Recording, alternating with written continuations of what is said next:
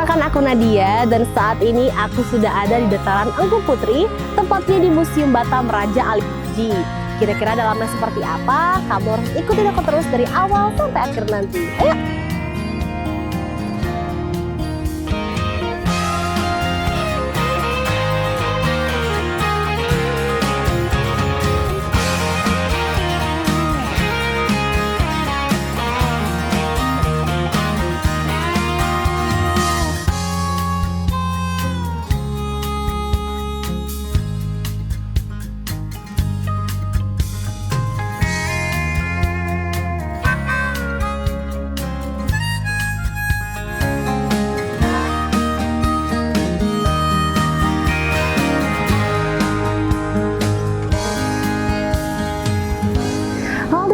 Kembali lagi dengan aku Nadia. Sekarang aku lagi ada di Museum Raja Ali Haji Kota Batam. Dan hari ini aku akan ditemani oleh Bapak Raja Zainuddin. Kita akan muter-muter di dalam dan akan lihat di dalam sebenarnya ada apa sih. Ayo ikutin. Nah, ini kita di tempat yang pertama nih Pak. Ini adalah apa nih Pak? Sejarah berdirinya Museum Raja Ali Haji ini ya. Boleh ceritakan nggak Pak sedikit gimana? Insya Allah boleh. Baik, di sini saya ceritakan sedikit tentang sejarah Museum Raja Ali Haji ya. Awalnya kita Batam ini belum punya museum, namun pada tahun 2014 tuan rumah daripada MTQ Nasional yang ke-25 itu tuan rumahnya Provinsi Kepri. Oh iya. Jadi oleh Provinsi Kepri ditempatkan di Kota Batam. Tepatnya di alun-alun Engku Putri ini halaman daripada Pempo Kota Batam. Ya. Nah, jadi setelah acara itu berlangsung selesai, kemudian gedung ini diusulkan, kemudian diizinkan untuk dijadikan sebuah museum. Sehingga dari 2014 sampai ke 2019, gedung ini dikemas sedemikian rupa sehingga jadi layaknya sebuah museum. Oke. Nah, dibukanya kapan? Dibukanya itu di awal Januari tahun 2021. Disitulah dibuka awal Januari tahun 2021 untuk anak-anak sekolah yang khususnya, kemudian mancanegara, wisatawan dari luar dan dari dalam negeri. Gedung museum ini kayak masjid, banyak gubah-gubahnya, ya. Nah, karena ini awal mulanya untuk dijadikan MTQ Nasional yang ke-25. Oh iya, saya pernah nonton tuh Pak. Ya. Di depan situ ya. Iya, di halaman depan. Nah, ini apa nih Pak? Nah, kalau ini saya perkenalkan, ini namanya lilin sambang. Lilin sambang. Lilin sambang ini dia uniknya dia terbuat daripada sarangnya lebah. Oh. Jadi kalau madu lebah tuh kita ketahui dikonsumsi untuk makan dan minum. Nah, namun oleh orang zaman dahulu sarang lebah itu dimanfaatkan untuk dijadikan sebuah lilin. Nah, dia direbus, kemudian dicetak, dijemur, dan disusun sehingga menjadi sebuah lilin. Dan lilin ini akan digunakan semasa upacara adat istiadat orang Melayu. Nah, Tribuners, tapi kita masih bingung nih, kenapa sih nama museum ini Museum Raja Ali Haji nih? Coba kita tanya langsung sama ahlinya nih Bapak ya. Gimana tuh Pak, kenapa namanya Raja Ali Haji Pak? Ya, dikasih nama Raja Ali Haji adalah sebetulnya bukan banyak peninggalan daripada Raja Ali Haji di museum ini ya. Cuman kita kasih nama Museum Batam Raja Ali Haji ini untuk mengangkat nama pahlawan. Nama pahlawan yang berasal daripada Kerajaan Riau Lingga atau sekarang Kepri di bidang bahasa dan sastra. Nah, diambil oleh pejuang muda ini bahasa Indonesia ini kata dasarnya dari kata bahasa Melayu. Nah, sedangkan yang punya kamus Melayu di kala itu Raja Ali Haji. Nah, sehingga beliau diangkat menjadi pahlawan nasional. Itu tentang sejarah daripada kenapa kita beri nama museum ini Raja Ali Haji untuk mengangkat nama pahlawan yang berasal dari Kepri. Iya, biar dia selalu teringat gitu Pak. Iya. Orang pun langsung bertanya-tanya kan sebenarnya siapa sih Raja Ali Haji itu gitu. Iya. Jadi memang kita harus kenal ya Pak ya. Iya, iya. Nah, lalu ini Pak, sosoknya. Ini sosok ini adalah Raja sosok Raja Ali Haji. Iya. Foto asli. Foto asli ya Pak ya. Iya. Wow. Ini sudah terlihat lebih tua ya Pak ya. Nggak muda lagi di foto ini. Nah, ini apa nih Pak? Kalau ini namanya bangking. Bangking? Iya, bangking. Wah, apa nih bangking? Bangking ini tempat menyimpan pakaian pengantin supaya sentiasa berbau wangi. Di dalam situ Pak? Iya, jadi dari bangking dibuat dari kayu yang keras, dia bisa dibuka, kemudian diisi ramuan-ramuan dari bunga. baru ditaruh baju pengantin dan ditutup kembali. Dengan jaga waktu yang dibatasi, akan diganti ramuannya sehingga wangi terus. Oh begitu. Zaman dulu kan kita belum punya parfum, Mbak. Iya betul. Jadi memang ditaruh sini gitu ya. Supaya wangi. Kalau sekarang kan orang tinggal semprot aja udah wangi. Kalau zaman dulu orang betul-betul memakai alami bunga, wangi alami bunga. Hiburan yang dipanggungkan. Iya. Nah, pementasan. Jadi zaman dulu kan belum ada YouTube, belum ada internet. Jadi hiburan rakyat pada zaman dahulu tuh salah satunya ini namanya teater Mak-Yong. Teater Mak-Yong. Nah, teater Mak-Yong tuh uniknya pemerannya itu menggunakan topeng.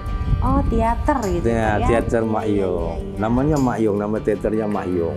Kalau ini namanya topeng Mak-Yong. Nah, topeng ini umurnya sudah hampir 200-an tahun. Teaternya atau topengnya? Topengnya, umur topengnya, ini? iya. Wow. Udah lama sekali. Ini kan awal mulanya diadopsi teater ini daripada Thailand. Diubah suai di sini sehingga menggunakan bahasa Melayu agar bisa dipahami. Iya. Sampai saat ini teater daripada Mak-Yong ini masih ada generasinya. Nah, tempatnya di Pulau Panjang. Nah, ini teman saya Zulkifli salah satu generasi penerus daripada teater Mak-Yong ini. Oh iya. Kenalan dong Pak, sini Pak. Boleh dong Tribuners Sini. kenalan. Ini adalah pemeran teater Mak-Yong ini Tribuners. Ini ada salah satu yang apa ya? Terus mengingat gitu Pak, melestarikan budaya Melayu kita ini. Iya, waduh keren. Ini 200 tahun ya katanya. Iya. Mantap. Bilang hai dulu Pak sama Tribuners.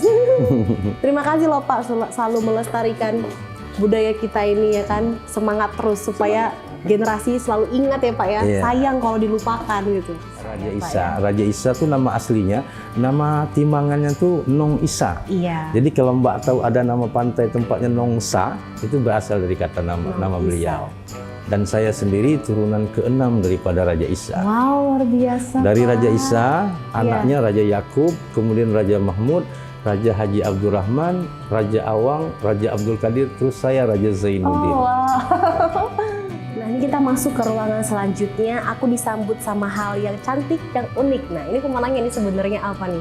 Ini apa nih Pak? Luar biasa ini. Kalau ini sebetulnya replika daripada yang namanya nasi besar. Nasi besar itu digunakan untuk apa? Acara Nasi apa, besar Pak? ini saya ceritakan buatnya dulu. Kalau ini kan terbuat daripada gabus dan ini telur plastik ya. Iya. Kalau aslinya dia terbuat daripada pulut kuning, kemudian telur itu direbus, dikasih pewarna kue yang warna merah sehingga dia warnanya merah.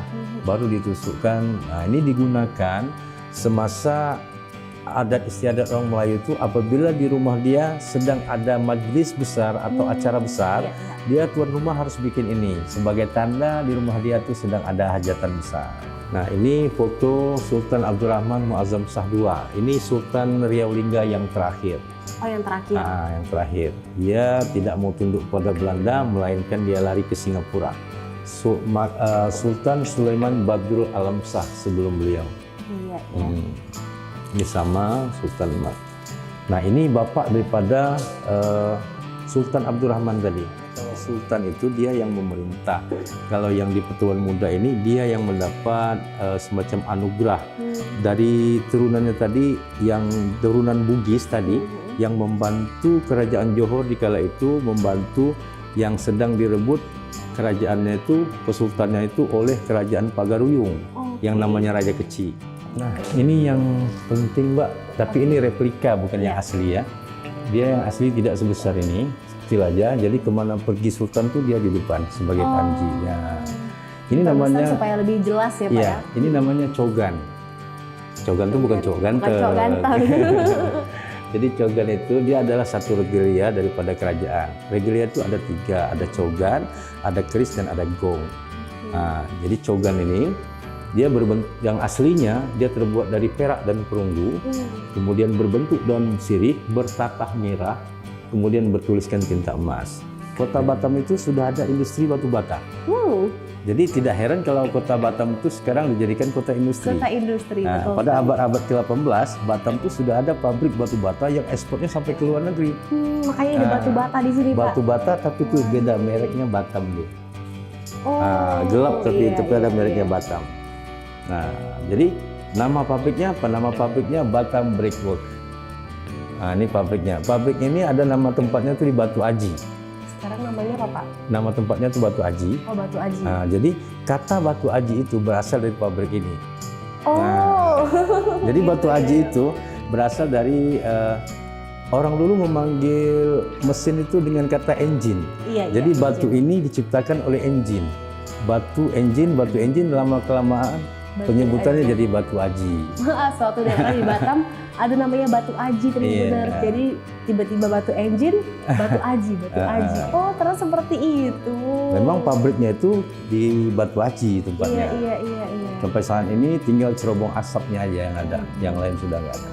Sudah tidak ada ya, Pak ya. Ini yang bikin pabrik ini Raja Ali Kelana kerjasama sama Cina. Oke. Ini kerjasama, ini kisahnya ceritanya. Iya. Wow. Dengan kelompok Kuan Yakoi namanya. Itu kerjasama dengan Ali Kelana, karena Ali Kelana kan anak pada yang ketuaan muda, tentu masalah lahan kan beliau yang berkuasa. Luar biasa nih. Berarti dari tahun ini ya, Pak ya, tahun 1896. Wow. Kerajaan Riolinga atau Berarti nama Batu Aji itu sudah lama sekali. Sudah lama kan? sekali. Betul. jadi zaman dulu besar-besar Mbak. Kalau Mbak lihat di kedai sekarang, di toko-toko sekarang kan kecil-kecil tuh bentuk bunga.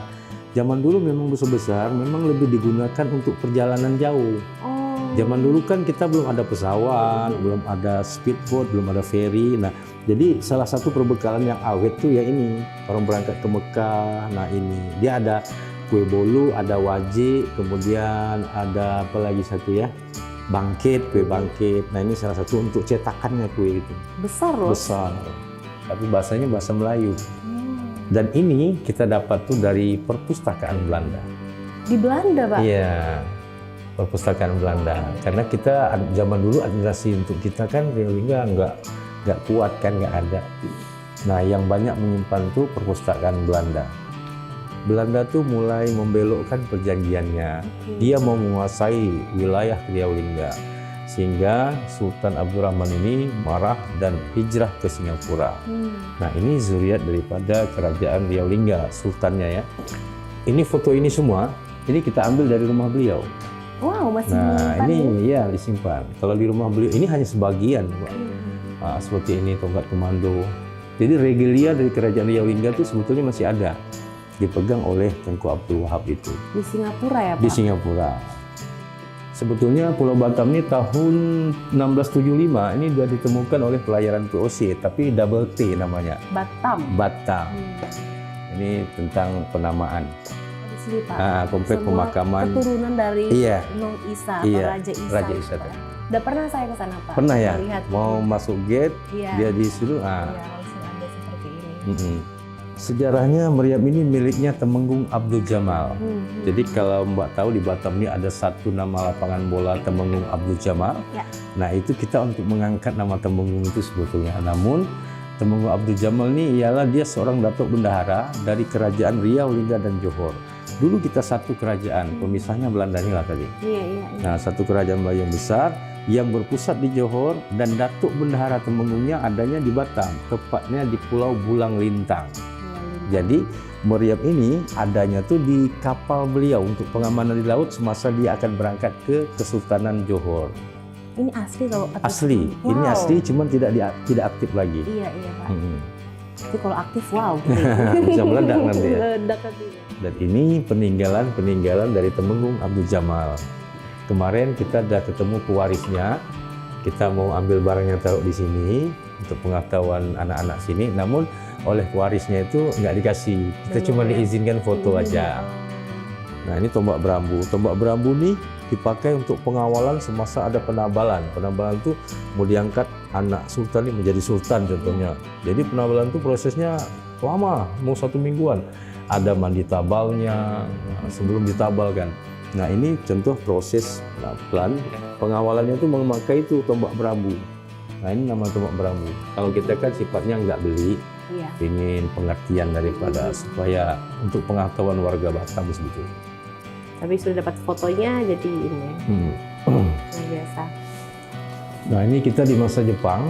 Jadi Jepang tuh selain dia menjajah, dia juga mengambil orang tempatan untuk dijadikan tentara mereka. Nah, contohnya ini foto yang dapat kita ambil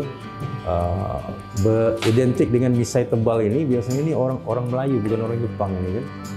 Nah, Jadi banyak orang tempatan yang dijadikan tentara Jepang. Namanya pada waktu itu KKO. KKO. Kemudian ini tentara Jepang pada tahun 1945 semasa Hiroshima dan Nagasaki itu dibom, tentara Jepang kan harus pulang ke Jepang semua. Iya. Nah, tempat berkumpulnya tentara Jepang yang ada di sekitar sini, tempat berkumpulnya itu di Sembulang. Oh, di Sembulang. Nah, di sanalah ada tugu Jepang, dibangun tugu di sana. Tempat berkumpul tentara Jepang sebelum mereka pulang ke Jepang. Nah, ini kita sekarang masuk ke ruangan masa kemerdekaan nih. Coba deh kamu lihat. Gimana nih Pak masa kemerdekaan? Oke, di masa kemerdekaan ini tidak banyak yang kita ambil. Cuman di sini awal mulanya Batam itu hanya satu aja kecamatan, yaitu Belakang Padang. Oh. Jadi setiap perayaan kemerdekaan itu adanya di Belakang Padang. Iya. Di sini dapat kita ambil satu momen tahun 1953 dengan merayakan ulang tahun Republik Indonesia itu lomba perahu layar.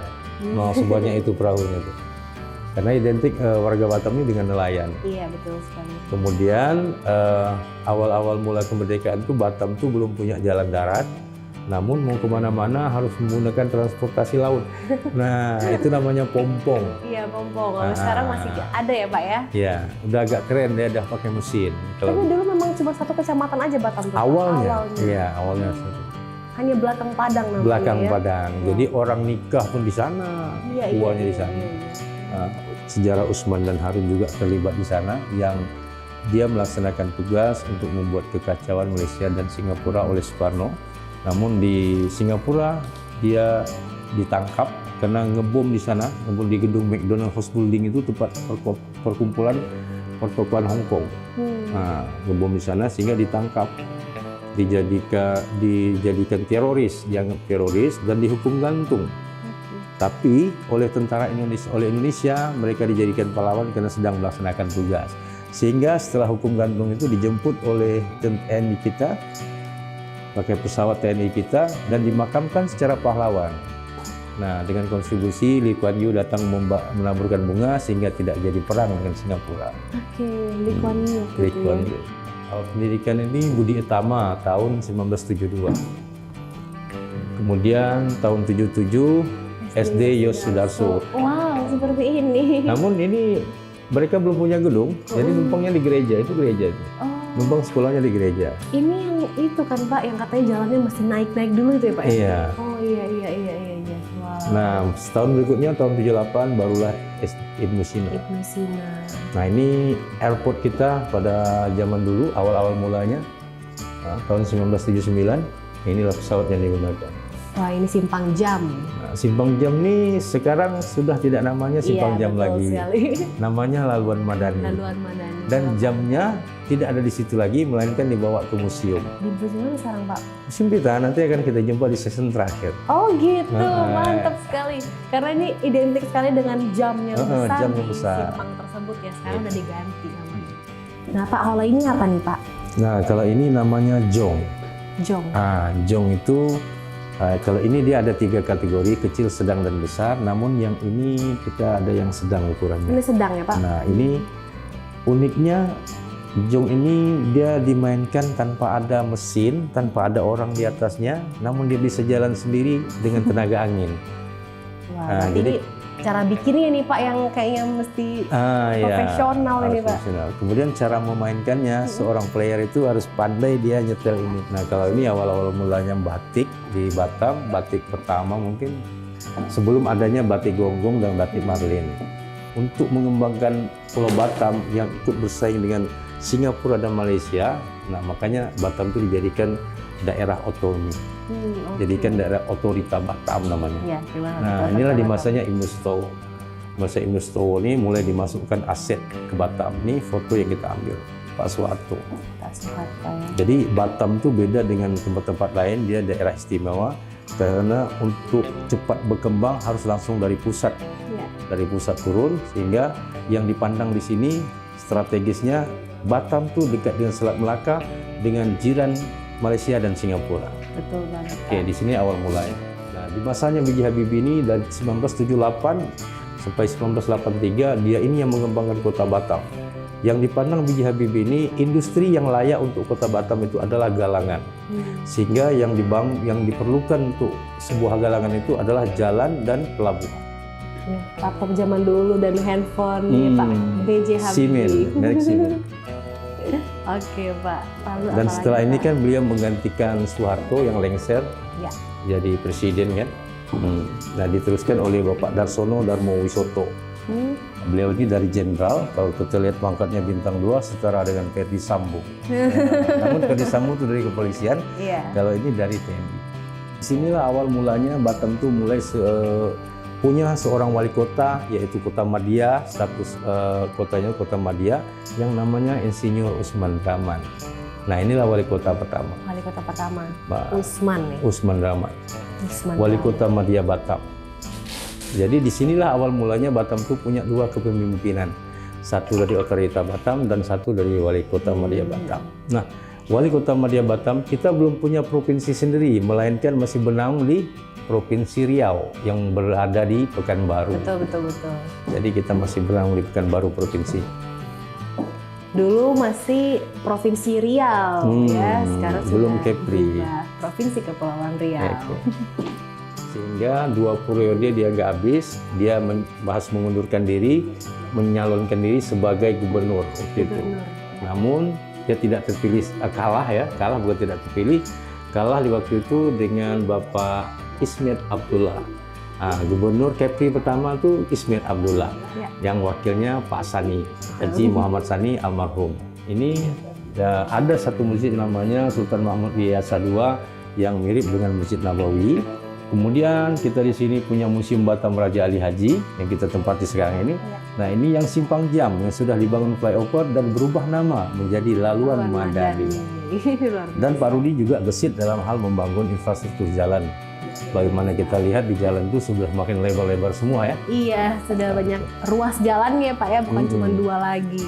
Nah, Tribuners, Batam itu identik dengan tanjak nih, dan ternyata tanjak itu modelnya banyak sekali. Tapi kira-kira ada nggak sih artinya di balik bentuk-bentuk tanjak yang berbeda-beda ini? Ini gimana nih Pak? Baik, di sini saya tidak akan jelaskan semua. Saya akan perkenalkan satu dulu. Spesial, Pak. Spesial ya. Spesial ini karena saya namanya Raja Zainuddin, saya harus pakai yang ini. Oh. Oke, pertama saya perkenalkan, ini namanya tanjak dendam tak sudah. Dendam tak sudah. Dendam tak sudah itu maksudnya bukan ada dendam kesumat kepada seseorang. Ini selalu dipakai oleh seorang pemimpin. Oleh seorang pemimpin yang punya keinginan atau hasrat yang belum tercapai untuk mensejahterakan rakyatnya. Jadi pemimpin itu pakai yang ini. Jadi tanjak itu singkatan dari kata tanah yang menanjak. Jadi dia dari sini nanjak sampai ke atas. Ini umpama tanah ya? Iya, tanah menanjak. Jadi tanjak itu singkatan kata dari tanah yang menanjak. Sedangkan dalam satu tanjak itu terdiri daripada 4 unsur. Pertama, tapak tanjak. Yang kedua, bengkung tanjak. Yang ketiga, simpul kasih. Dan yang keempat, lambaian ibu. Oh, lambaian ibu. Lambaian ibu ini maksudnya, ini kan pakaian seorang anak lelaki. Ya. Jadi kemanapun anak lelaki dia pergi, dia tidak lupa dengan ibu yang melahirkan dia. Kemudian simpul kasih ini simpul daripada kasih dan sayang. Dan bengkung tanjak ini adalah lika-liku kehidupan yang dihadapi. Dan tapak tanjak ini di mana bumi dipijak, di situ langit dicunjung. Luar biasa Pak. Ini pemimpin yang memakai. Pemimpin yang biasa pakai yang ini. Nah, kalau yang ini namanya balong raja. Dan yang ini tanjak Laksman Nakhoda Johor. Yang sana lebih kepada bentuknya namanya tanjak tebing runtuh. Okay. Apapun namanya, dia dikatakan tanjak, tetap 4 unsur itu ada di dalam tanjak itu. Tapi nih Pak, saya mau nanya, kalau misalnya penggunaan tanjak ini, apakah bisa sembarang orang menggunakan tanjak seperti ini atau gimana Pak? Kalau zaman dahulu tidak semua orang. Tidak semua orang bisa ya Pak ya? Cuman karena zaman sekarang ini kita tidak punya kerajaan lagi, hanya untuk membangkitkan semangat pakai tanjak ini, semangat budaya Melayu, tak ada masalah. Tak ada masalah lagi Pak ya, bebas aja mau yang mana. Kalau dulu jangankan bentuk, warna aja nggak boleh. Oh iya. Warna kuning tuh harus pakaian raja atau sultan. Topeng Makyong. Nah, topeng Makyong ini yang warna kuning ini pemerannya namanya Wak Kunyit. Oh dia ada peran masing-masing ya Pak ya? Ada peran Wak Kunyit. Yang merah namanya Awang. Oke. Nah, kalau yang putih pemerannya perempuan. Oh. Namanya Inang. Nah, kalau ini alat musik tradisional Melayu. Dari ujung sana gong, kemudian biola, kemudian nafiri, nah, ini arkordion, kemudian ini bebano, ada yang besar dan ada yang sedang, dan yang terakhir ini adalah erhu, ini dari Cina. Erhu, itu 2, hu itu tali. Jadi alat musik ini yang digesek itu cuma 2 tali saja. Nah, tapi sudah lama dibudayakan oleh orang kita. Oke, luar biasa. Nah nih Pak, kita naik nih, kita mau kemana nih Pak? Oke, ini kita naik sudah hampir selesai, sudah hampir habis. Ya. Sebagaimana yang saya katakan tadi, di season terakhir kita akan jumpa dengan jam yang ada di simpang jam. Nah, yang sekarang berubah nama, ya Laluan Madani. Nah ini dia jam. Wow. Jam yang ada di simpang jam, karena tidak dipakai lagi di sana, diambil dibawa ke museum untuk mengenang nama simpang tersebut.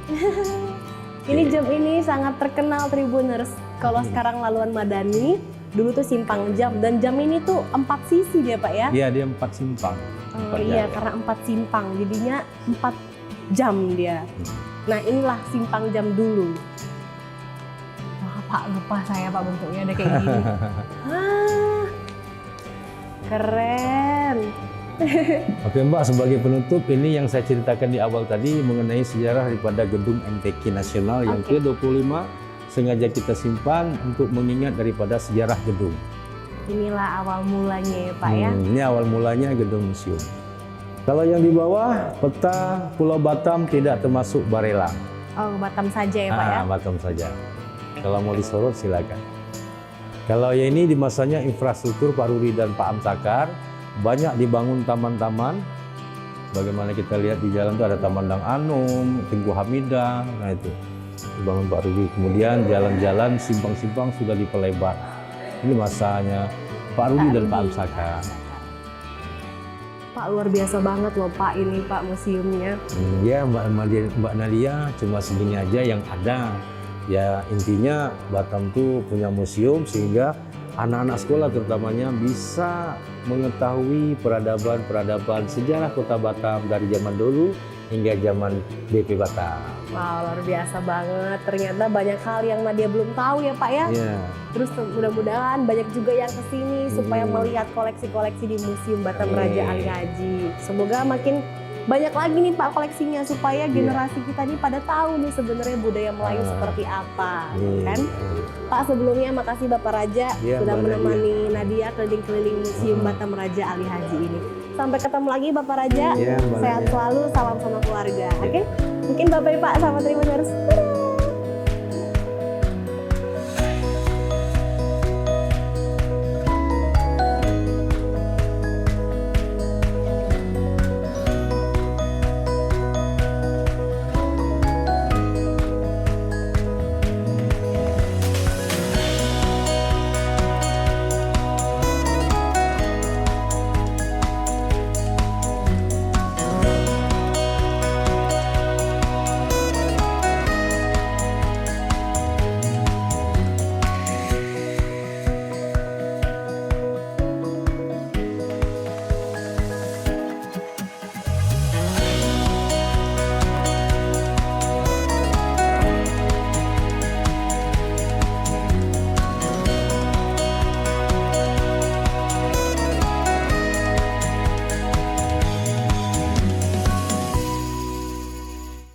Download Tribun X sekarang, menghadirkan lokal menjadi Indonesia.